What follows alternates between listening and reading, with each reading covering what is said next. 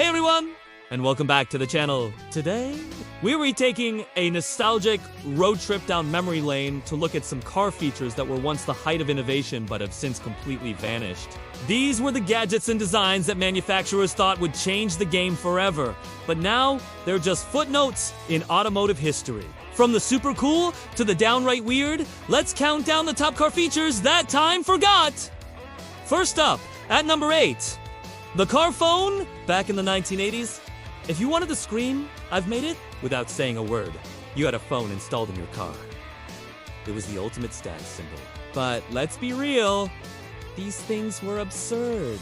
The earliest models were practically military-grade equipment, weighing nearly 80 pounds and costing an absolute fortune. Imagine lugging that around. Even the later versions were clunky, ridiculously expensive, and honestly, a huge safety hazard to use while driving. As soon as mobile phones started fitting in our pockets instead of a briefcase, the car phone was left in the dust. It's hard to imagine now, with Bluetooth and CarPlay, that we once had a dedicated car-sized phone bolted into our vehicles.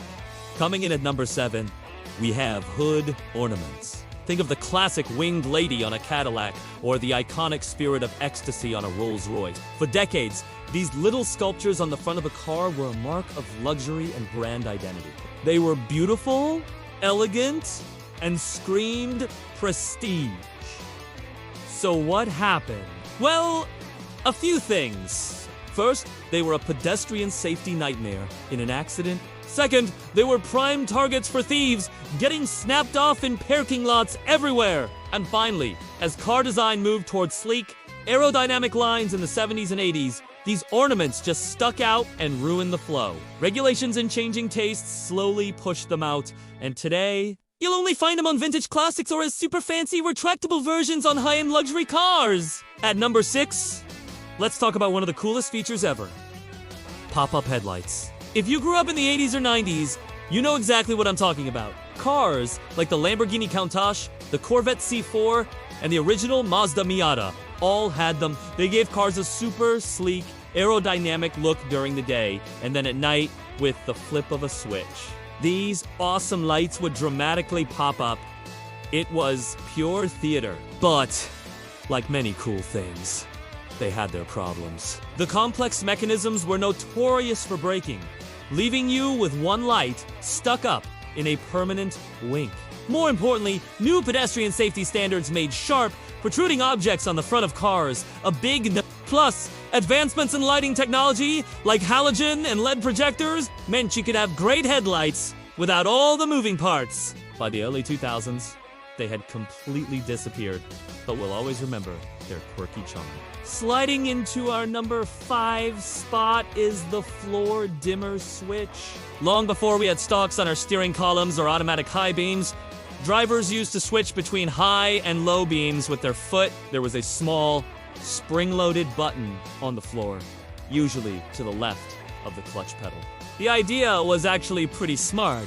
It allowed you to keep both hands on the steering wheel while you adjusted your lights. The problem was its location. Being on the floor, the switch was constantly exposed to dirt, mud, snow, and moisture from your shoes. This led to them getting gunked up, corroded, and eventually failing altogether. It wasn't uncommon for the switch to get stuck on high beams, blinding oncoming traffic. By the 1980s, manufacturers moved the control to a much cleaner and more reliable spot on the steering column, and the floor dimmer was kicked to the curb. Rolling in at number 4 are vinyl roofs. In the 1960s and 70s, car designers had a brilliant idea to make a standard hardtop car look more like a luxurious convertible. Their solution: slap a big sheet of textured vinyl on the roof. This created a two-tone look that, for a while, was seen as very premium. You'd see them on everything from big Cadillacs to family sedans. The look was ... a choice, but the real issue was durability. The vinyl would inevitably crack and peel under the sun, making a once fancy car look cheap and neglected. Even worse, it would trap moisture underneath, leading to hidden rust that would eat away at the metal roof. Once the rust started, it was game over. As paint technology improved in the 80s, offering better finishes and durability, the fake vinyl look quickly became tacky and outdated. Next, at number 3, let's talk about a forgotten music format, 8-track tapes. Before cassettes, CDs, or Spotify, the 8-track was the king of in-car entertainment. It was revolutionary at the time, offering a continuous loop of music without having to flip a record. You could finally listen to a full album on the go. The problem was, the technology was deeply flawed. The bulky cartridges were prone to jamming, and the tape would often get chewed up by the player. The sound quality was mediocre at best, and who can forget the infamous clunk sound as the player switched between the 4 stereo tracks, often right in the middle of a song. It was incredibly annoying.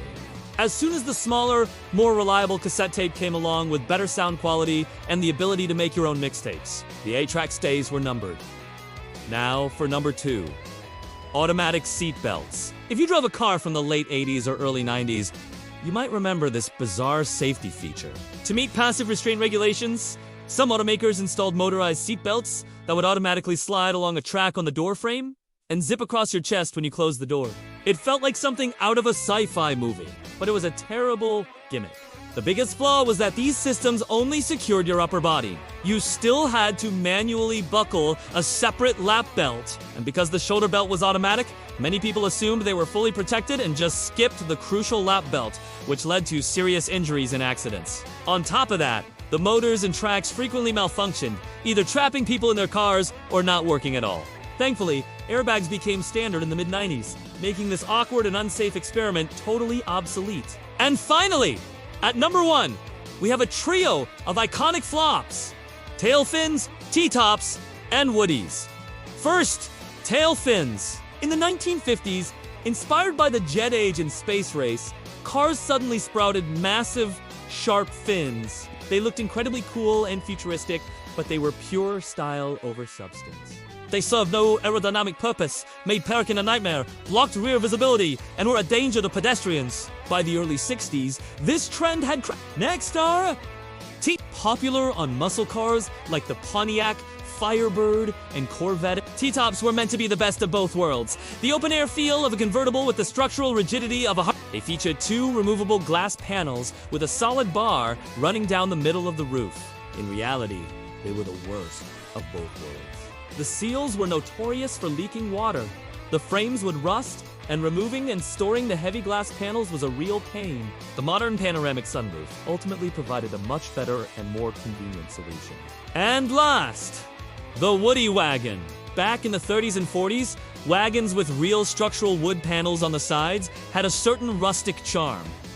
But wood is a terrible material for a car. It rots, splinters, fades, and requires constant, expensive maintenance, like a piece of high-end furniture. As soon as automakers perfected the art of stamping complex shapes out of steel and creating wood-grain vinyl decals, the real wood body became a relic of the past. And there you have it, a whirlwind tour of automotive ideas that just didn't make the cut. They were born from creativity and ambition, but for one reason or another, they ended up on the scrap heap of history. They remind us that for every successful innovation, there are dozens of dead ends. So what do you think? Which of today's car features will we be looking back on and laughing about in 20 years? Maybe those giant touchscreens that control everything? Or the complicated self-parking systems? Let me know your predictions down in the comments. If you enjoyed this trip through automotive history, please give this video a big thumbs up, subscribe to the channel, and ring that notification bell so you don't miss our next video. Thanks for watching, and we'll see you in the next one.